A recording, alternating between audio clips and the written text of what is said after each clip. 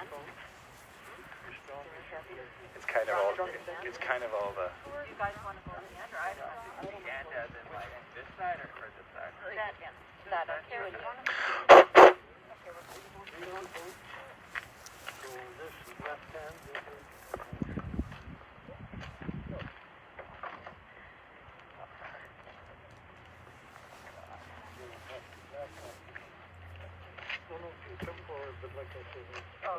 Once you start, you say go back.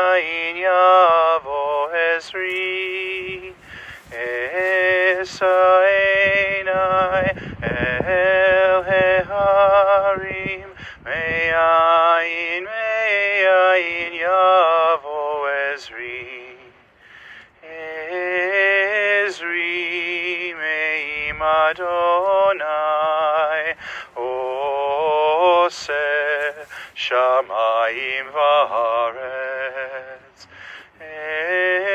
Ezri Meim Adonai, Ose Shamayim V'Haaretz, Al Yitein Lamod Raglecha, Ayanum Shomrecha, Hine lo yanum velo yishan, Shomer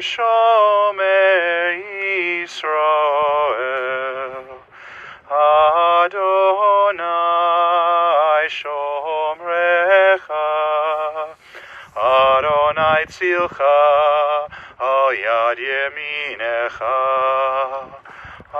Adonai Shomrecha, Adonai Tzilcha, Al Yad Yeminecha, Yomam HaShemesh Lo Yakeka V'yareach Balayla, Adonai Yishmorcha Mikol Ra, Yishmor et nafshecha, Adonai Yishmor tzedcha uvoecha, me'ata ve'ad olam.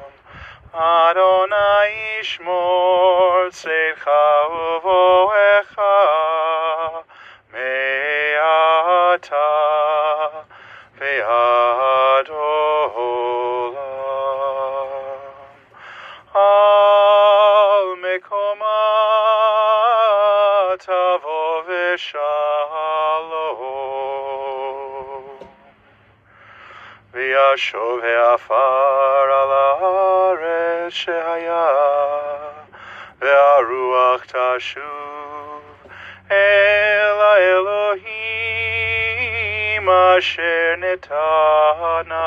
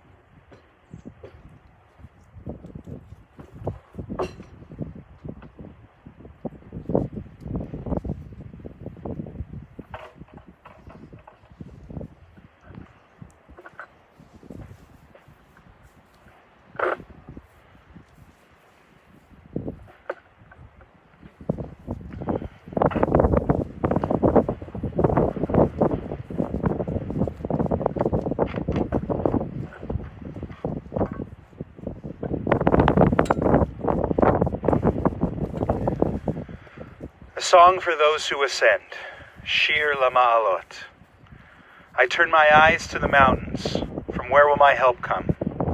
My help comes from God, Adonai, maker of heaven and earth. God will not let your foot give way. Your guardian will not slumber. You see, the guardian of Israel neither slumbers nor sleeps. God is your guardian, your protection at your right hand. By day the sun will not strike you, nor the moon by night. God will guard you from all harm. God will guard your life.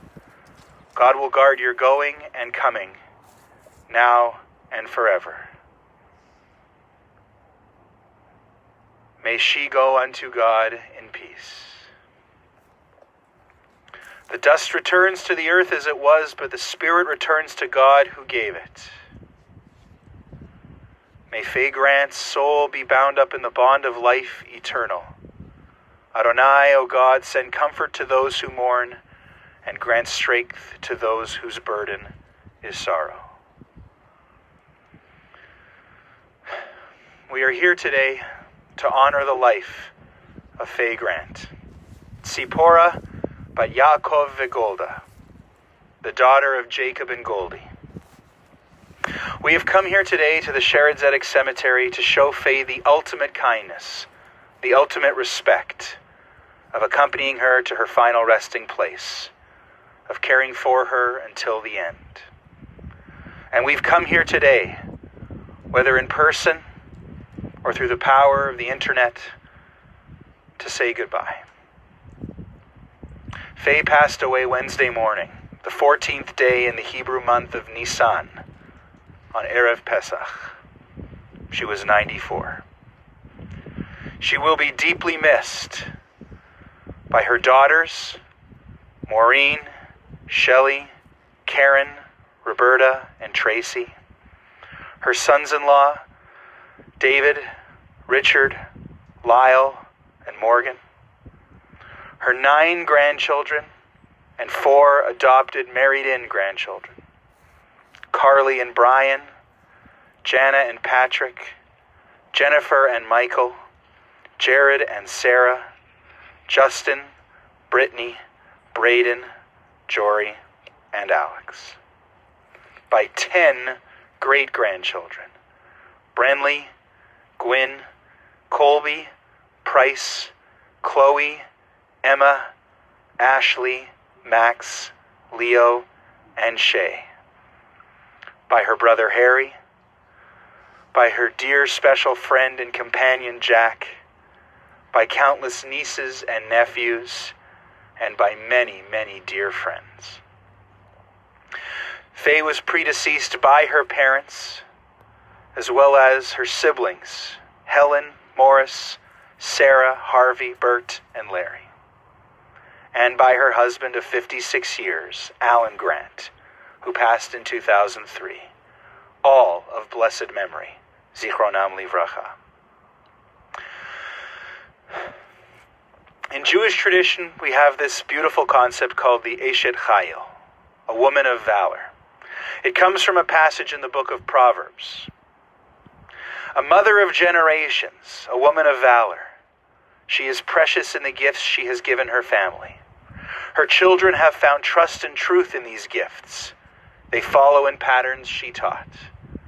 She is robed in strength and dignity, and she smiles at the future. She opens her mouth with wisdom, and the teaching of kindness is on her tongue. We benefit and learn from her wisdom. May she always be credited for the fruit of her labor and her achievements. May she live on in glory.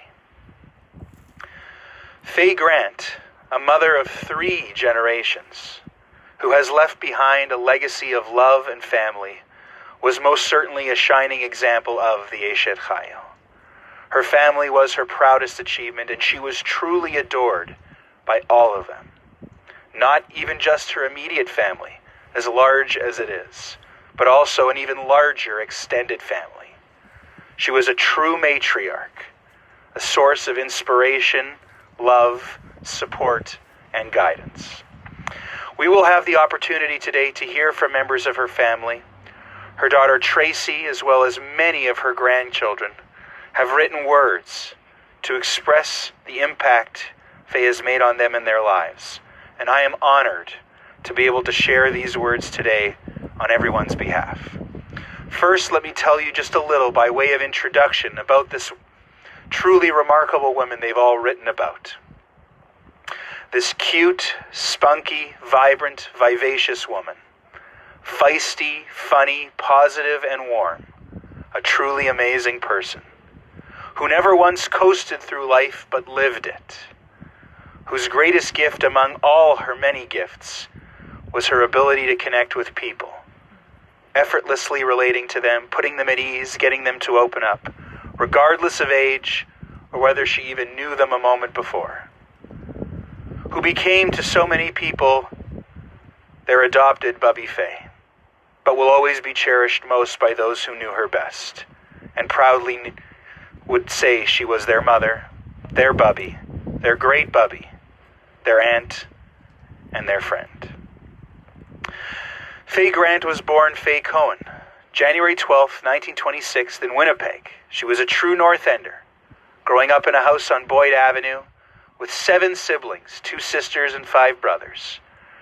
Her parents, Jacob and Goldie Cohen, were both immigrants from the old country, from Russia. Her father, a shochet, a kosher butcher. And Faye even helped out as a young girl a little in his business. She would ride her bike all the way to the South End to deliver chickens. The family belonged to the Ashkenazi synagogue, a Winnipeg institution to this day. And Faye, like so many Jewish kids in the North End, went to high school at St. John's Tech. She was 21 years old when she married Alan Grant, August 1947. He was 2 years older than she, and the story goes, he spotted her on his bike one day while making deliveries for economy drugs. Over the next 56 years, they laid the foundation for all the love we feel today. 5 daughters over a span of 19 years.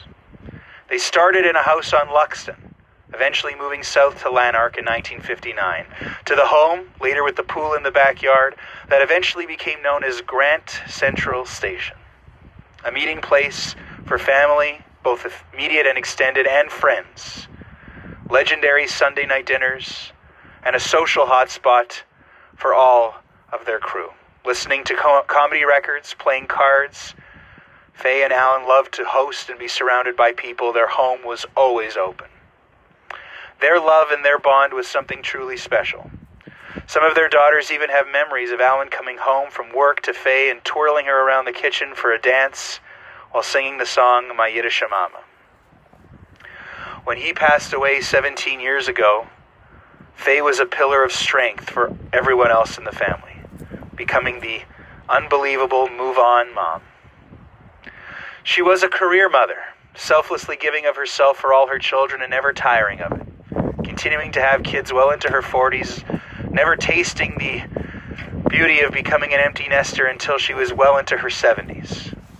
She even took care of her own mom, Goldie, when she got older, inviting her to come live for a while with the family on Lanark. She volunteered at John Defoe's school. In fact, a true claim to fame, she was the longest-serving member of the John Defoe PTA, as will happen when you keep having kids.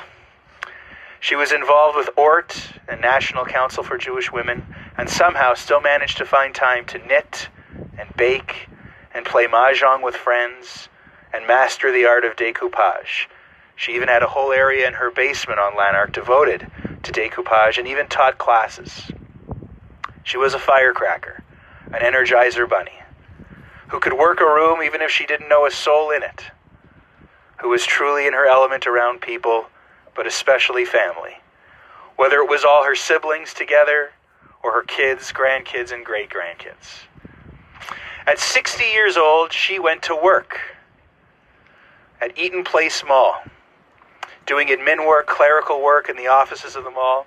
One day a week, though she often picked up shifts to cover for others, she quickly became renowned for her fast typing, for her amazing shorthand, and she held this position until just last year. There are so many stories, some I've been privileged to hear over the last few days. More we'll hear from the family when I get to reading their words in just a moment, but there are a few others, like the neighbor in her Swindon condo complex who seems to have had strong gang ties. When he got busted and sent to jail, all Faye wanted to do was send him banana cake. Or there was this guy from her past, from when she was young and went to school, whom she ran into years later with one of her daughters, and he told her, you know, I had such a crush on you when we were younger. I knew we could never go out, but because of that, I named my own daughter Faye. Or the story of Jack, who came into her life 7 years ago. Both of them truly lucky to have found each other and their companionship late in their lives. The story of their meeting is legendary as well, and so Faye. They met at the casino. Jack asked for her number, and Faye, I guess playing hard to get, well into her 80s, told him, I'm in the book. You can look me up. The stories, like I said, could go on, and they will, as it's now my honor to turn to the words written by grandkids and children. First, from the grandkids in Los Angeles. Some families have a person who is the glue, who keeps everyone together, who models the importance of connection, who is the solid foundation, the center of the family's universe. Some families have a person who is the glitter, the fun-loving, exciting, wide-eyed, happy, and adventurous one who spreads joy throughout the family. How lucky we were that our Bubby was both the glue and the glitter. Her family was her first priority, and she loved us with all she had. Faye Grant was the kindest, most gentle person. Her joy was contagious. Her sweetness was enveloping, and her unwavering love was the warmest hug, felt 2,000 miles away as if she were right next to you. We are all blessed and better human beings for having been loved by Faye Grant. As her California grandchildren, we always look forward to our visits. Our visits to Canada to stay at Bubby and Zadie's, their visits here, and their long extended stays in Palm Springs, all of which are etched into our hearts and our minds. We will always remember the long walks where Bubby would hook our arms so tightly under hers, so we were literally walking as one, talking about anything and everything. She was an amazing listener and always eager to be involved in our lives. From the trivial things to the super important moments, she wanted to hear it all. We loved baking with her in her kitchen, blintzes, banana cake, knishes, halfway cookies, and the list goes on. She would always make us her vegetable barley soup, which tasted like home. And when we would wake up in the morning, we looked forward to the piled high toast with butter on the kitchen table, which was a staple. There was something about Bubby's toast with butter that was better than any you could find anywhere else. We remember summers swimming in Bubby and Zadie's pool on Lanark Street while they looked on. We picked raspberries from their bushes in the backyard, tomatoes too. We would eat the crab apples from the neighbor's tree that hung over the backyard, and spend hours playing under the cool shade of the weeping willow in the front. She would drive us around in her big brown Oldsmobile, which was quite a sight. She was teeny tiny behind the wheel of that car, with a steering wheel the size of a bus. But just as with life, she was in complete control. We can still hear the clicking of her rings on the hard steering wheel. And before we would leave the house for whichever excursion we were going on, we remember watching her as she applied her lipstick. No one could put on lipstick as perfectly as Bubby. When we were in town, we loved being part of the family Sunday dinners at Bubby and Zadie's. Everyone came together, and while there was a lot of mishigas with everyone under one roof, Bubby wouldn't have wanted to have it any other way. We remember being little and Bubby bouncing us on her lap and singing Two Little Dicky Birds to us while we went through the motions of flying away and coming back, only to do it all over again and again. It's a memory that our children have of their great-grandmother they called Bubby Faye. Some children don't get to experience the love of a great-grandmother. We feel so lucky our kids had that special connection. Bubby was beautiful. She was a ray of light. It brings us comfort knowing that after losing Zeta, Bubby had found love again with Jack. They had so much fun together and were a great pair. How special that she was cherished and loved by two of the most gentle souls. Thank you, Jack, for bringing happiness to Bubby and letting her shine. She adored you. We will miss seeing her and the regular phone calls to check in and just talk. We will miss her sparkle, but we know it's inside of us too. No one could be around Faye Grant and not be affected by her positivity and light. We love her so much and always will. Love, Carly and Jana. This is from Jennifer and Jared. Our loving memories of Bubby span 4 decades. We feel so fortunate growing up in Winnipeg and having had the opportunities to spend so much quality time with her. From dinners Friday and Sunday nights at her house, to spending weekends in the pool in her backyard, to having many sleepovers at her house, there are so many lasting memories. We love sharing stories with our own children about time spent with Bubby. Some favorites include when Bubby and Zeta would pick us up on Sundays, take us for lunch, then go to Codville so Zeta could check on his bananas. While Bubby played I Spy for what seemed like hours with us in the car, while listening to Noah Whitman's Jewish station on the radio. After listening to so much Yiddish, it's surprising we are not fluent. When we now cross the streets with our own children, we hold their arms tight and give them what we fondly refer to as a Bubby. This is how she would cross the streets with us, and she would always hold us so tightly and protectively. We've always tried to duplicate Bubby's banana cake recipe. It is legendary, and we still use the same recipe to make it for our families.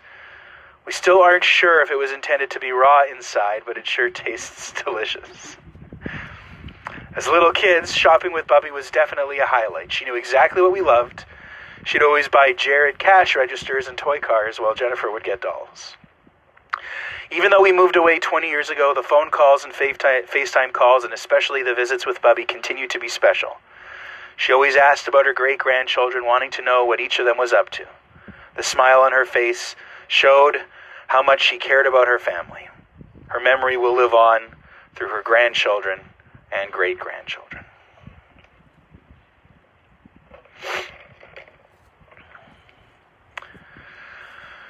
This next speech is written by Braden on behalf of Braden, Jory, and Alex. Bubby Faye was the youngest, older woman I've ever known. So unbelievably full of life even until her last day. Her attitude was always to move on to the next thing. Don't let the small things get you down, move on. I can imagine her standing next to me at this funeral, trying to talk to me about something unrelated. Maybe my classes. Meanwhile, I'd be standing here uncomfortable to have a side conversation, trying to make sure no one would see us talking. She was mischievous and tons of fun. I could see her getting bored at her own funeral. Bubby had no patience for negative attitudes. But she had all the patience in the world to spend time with her family, and she always had so much fun. At my bar mitzvah, one of the events was a game called Stuff It. You wear a 4XL shirt and blow up balloons to stuff inside. Bubby Faye, at the age of 85 at the time, went up against me at the age of 13. She and I put on our 4XL shirts, and all my friends gathered around to help blow up balloons. Suddenly everyone is helping to stuff her shirt, and Bubby is running up to me to steal balloons from inside mine. My own grandmother. That woman knew how to have a good time. One of the best photos we ever took at the end of the game was at the end of the game, when we were each just a large ball of balloons and both grinning ear to ear. No one knew how to have fun quite like her. And I have no idea how she had so much time to spend with family. She loved to watch me perform with Chai every event I did. At Folklorama, she would always sit as close as she could, grinning her biggest smile as she watched us perform. I would be looking at her throughout the show. She would come up to me afterwards. Brady Bunch, you did such a good job. Did you see me? I was looking at you the whole time. I didn't take my eyes off you. Somehow she made every grandchild feel special, having been a grandmother for almost half her life. My sisters Jory and Alex remember getting their nails done with Bubby. For an even more personal touch on beauty, they also used to do her makeup themselves, and sometimes even make her into a clown. The laughs they shared were very special. Another fond memory is Bubby's laugh attack at a family dinner when she was trying to argue that her car didn't have a gas pedal. Between breaths, gasping for air between laughs, she had quotes like, "You could go business," or calling Lori instead of Jory before laughing again.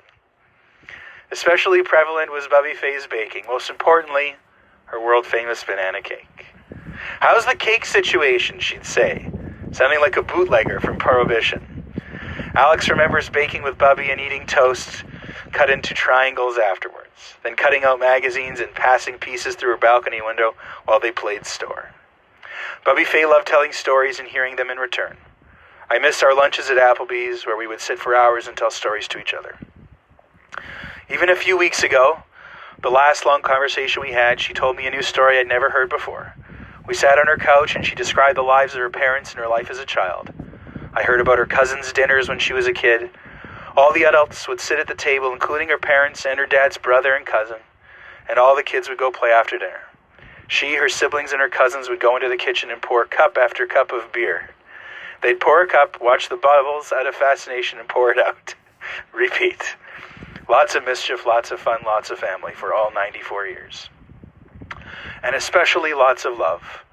When I was a toddler, she would tell me to give her a hug as hard as I could. So with 2-year-old arms, I would squeeze Bubby Faye with all my strength. I remember being told by my parents when I was a bit older I had to stop doing that because I might hurt her.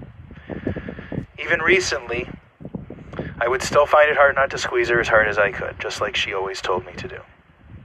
One of the most important things I will always remember are Bubby Faye's hugs. These were our ritual hello and goodbye, and all I want right now is a hug from Bubby, a one final goodbye. The last of the grandkids to submit something was Brittany, on behalf of herself and Justin. So many wonderful moments have been shared about Bubby, and she had a special connection with each of her grandkids, so I'm going to touch briefly on our relationship. Bubby was like my angel without wings. From the time I was born until the day before her passing, she was one of my biggest and truest supporters. Bubby and Zeta would babysit my brother and me after school when we were younger. We would be dropped off at their house in Lanark and play. Bubby was the first person to discover my creative instinct. She always would tell the story of how one day when I was 5, we were doing some crafts, drawing on styrofoam cups. She was drawing hearts and stars. She looked over and saw me drawing little people. She would say we are twins because of our hair color and eye color, and there was never a friend of mine she didn't tell this to.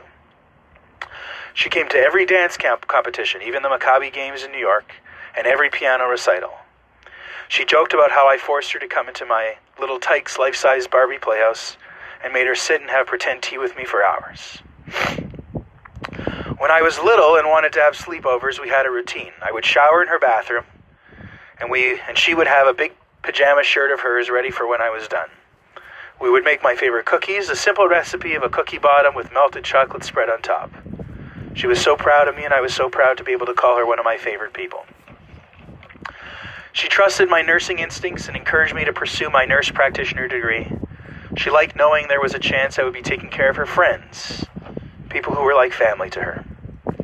Regarding her health, she was the most resilient person I've ever known. She would go from being in the hospital one day to making jam with me the next. She had an abundance of love and wisdom to share, and she wasn't quite ready to let that go. She gave me clarity in times of struggle and helped me up during my lowest points. We would be able to see how the other one feels simply by looking in each other's eyes or by saying a simple sentence.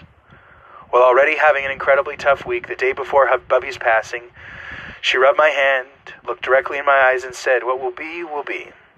You deserve the best, and don't worry, it will come." She knew I needed her guidance. That same day before her passing, we again made eye contact, and I knew she wanted to tell me something important. "If I wake up in the morning and don't want to get out of bed, is that okay?"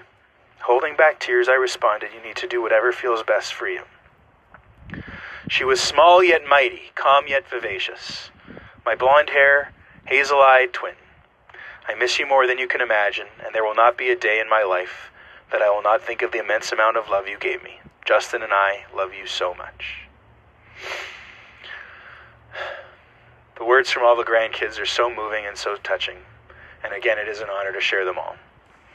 The final words I will give to Tracy, on behalf of all the daughters.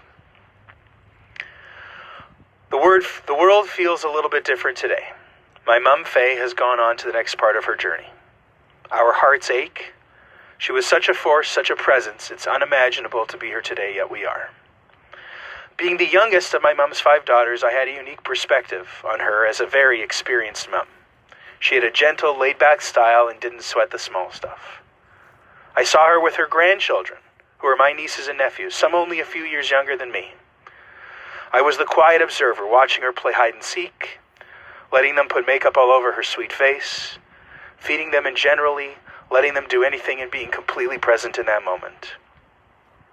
They opened up to her in such a real way, knowing instinctively that Bubby always made sense, made them feel so cared for, gave them her years of wisdom. I was right there when something happened, good or not so good, with one of my sisters. I saw her revel in their successes and worry when they were off course. I heard her conversations when she didn't know. Listening to her laughing on the phone or giving empathy or even saying something witty, said in a way only she could. She was smart, so very smart. I feel that had she been born in a different time, she would have been a career woman, maybe traveling and brokering deals. But she was a mum. She is and always will be our mum. She made mothering seem effortless. When I think of it now, I am truly awed by her selflessness, her ability to just get it done, whatever the situation was. She saw her kids growing up with the changing times, and she too was able to change along with them. From perfecting shorthand to using a computer to being on Facebook, she could do it all. Nothing was too hard for her. My mom would often have her ORT meetings at our house. Again, the silent observer, I watched her work the room. She spoke to her group with warmth, humor, and the demeanor of a true leader, all with ease. She had many friends, some who knew her from when she was young, some more recently. They were all impacted by knowing her. I always had people telling me how cute my mom was. We all had that happen to us numerous times. She knew all of her grandchildren's friends, and they knew her as Bubby Faye, and they ran up to her and hugged her. She was so young in her heart and so warm. As the last child living at home, I had many conversations with my mom and began to really see how lucky I was, how lucky we all were. After my dad passed away, she continued on. She went out and lived her life. She knew that was all one could do. And then she met Jack, a second chance for both of them. My mom and Jack had such fun together. My mom and Jack connected when she was in her 80s, but seeing them together, she just as easily could have been a teenager. They laughed all the time, had such fun. It was amazing to watch them together. I knew at the time how special that was to feel like a kid again. I know it with absolute certainty now, how it couldn't have gone any other way. My mom had such a love life, it's very fitting that she and Jack, such a love of life, it's very fitting she and Jack found each other. She didn't just want to get through her days, she wanted to live life to the fullest. Jack will always be part of our family. To my own kids, Braden, Jory, and Alex, and to all her other grandchildren and great-grandchildren, Carly, Jennifer, Jana, Jared, Justin, Brittany, Brenley, Gwyn, Colby, Price, Leo, Max, Shay. You all have the shared experience of having Bubby in your lives. I know how much she loved you all, how deeply grateful she felt to have the chance to be your Bubby, how lucky you all are. Such a Bubby she was. You could do no wrong. You all had her in awe with your accomplishments. She will continue to watch over you as you go on in your lives. Try not to be too sad. Take all of her wit, her kindness, her cuteness, and her love of life and hold it close to her hearts. We've all been getting messages of support, all very much the same. How my mom touched everyone, how she made them feel so comfortable, how she accepted them, how beautiful she was. We are all truly humbled. She was a remarkable woman. To my sisters, Maureen, Shelley, Karen, and Roberta, how many stories of Mummy do we have? And yes, 5 grown women, and when we talk about her, we use the word Mummy. Always have, always will. For many years now, we have been getting birthday cards for each other that we reuse each year, just change the name and date. The theme is always the same, how we are turning into Mummy. It's become a funny tradition, but now it takes on a whole new meaning, turning into Mummy, being like her. Now that is something to aspire to be just like Mummy. Mum, Bubby, Faye, Auntie Faye, whatever you knew her as. We love you. We will always remember you. You are part of us now and forever. And that's the way the cookie crumbles. Beautiful. Beautiful.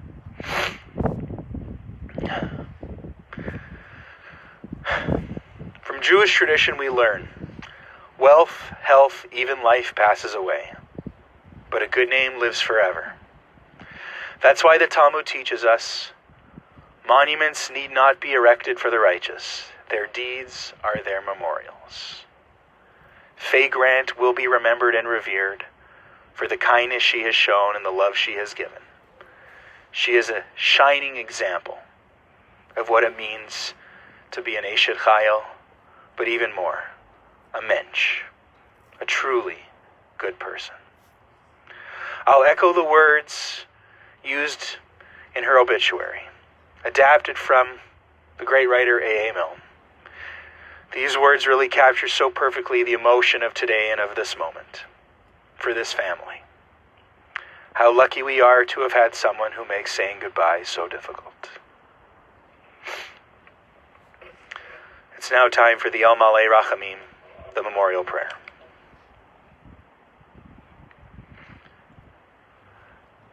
El Malei Rachamim, Shochein Bamromim, Hamsei Menucha Nechona, Tachat Kanfei Hashchina, B'malot Kedoshim Uteorim, Kezohar Arakia Mazhirim, Enishmat Tzipora Bat Yaakov V'Golda Shelcha Le'olama, Began Eden Te Menuchata Anabal Harachamim Hastirei Abesei Teken Afecha Leolamim Utzror Bitzror Achaim Enishmata Adonai Hu Nachalata V'tanuach Mishalom Hamishkava V'nomar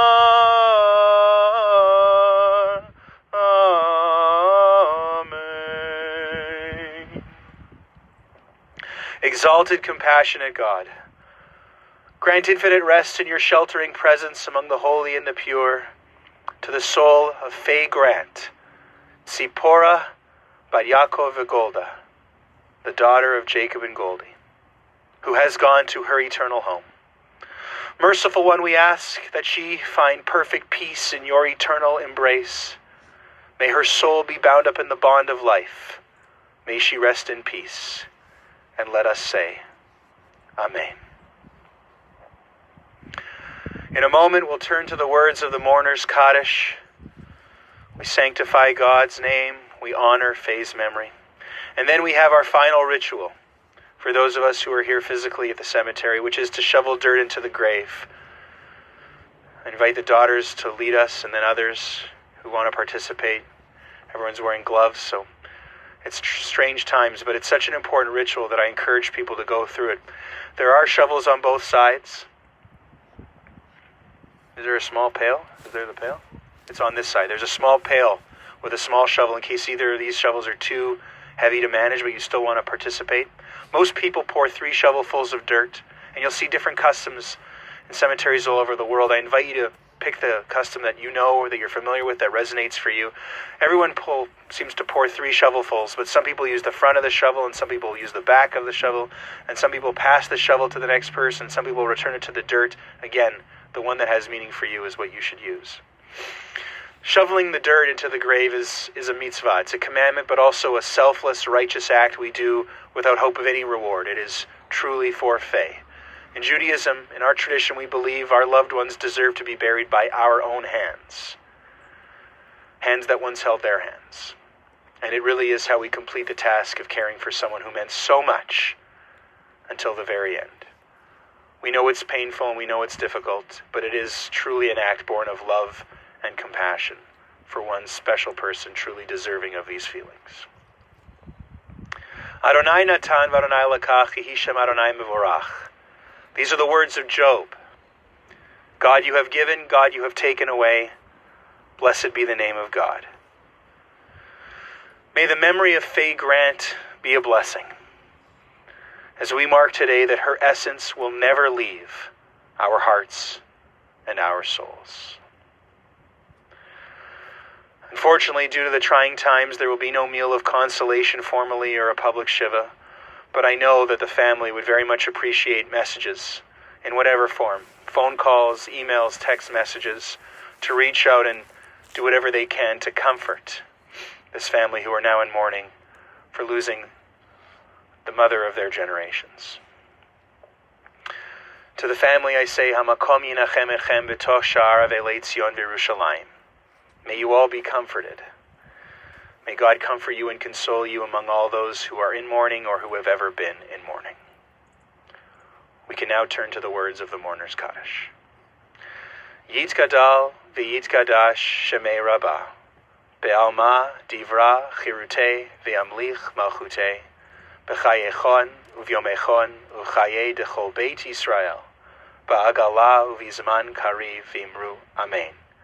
Yehi shmei rabbah mevorach le'alam ulalmei almaya. Yitbarach v'yishtabach v'yipa'ar v'yitromam v'yitnaseh. V'yithadar v'yitaleh v'yitalal shemei dekudsha berichu. Le'ela min kol birchata v'shirata. Tush bechata v'nechemata. Da'amiran be'alma v'imru amen. Yehi shlama rabba min shemaya. V'chaim aleinu v'al kol Yisrael v'imru amen. Oseh shalom b'imromav. Hu yaseh shalom. Aleinu v'al kol Yisrael v'imru amen. May the one who creates harmony and peace on high bring peace and harmony to us, to all Israel, and to all of humanity. And again, let us say, Amen. Thank you so much for the honor of being able to be here today with you on behalf of Faye. I'm privileged to be able to say that I knew her and saw her recently and was part of many simchas in her family. And I will remember her smile especially. I invite family, daughters, to come forward and to help lead us in the shoveling.